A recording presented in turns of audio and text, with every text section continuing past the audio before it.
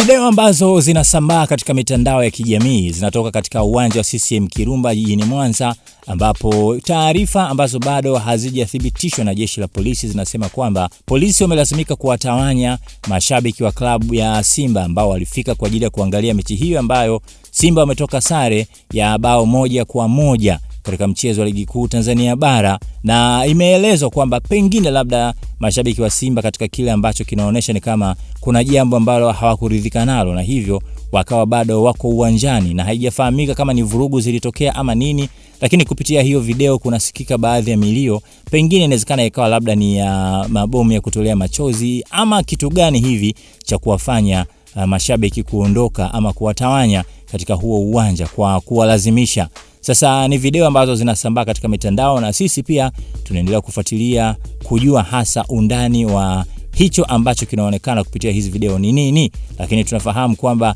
katika matokeo ya huo mchezo Simba ametoa suluhu ya bao 1-1. Labda pengine ni hilo ama kuna kingine, tutakufahamisha.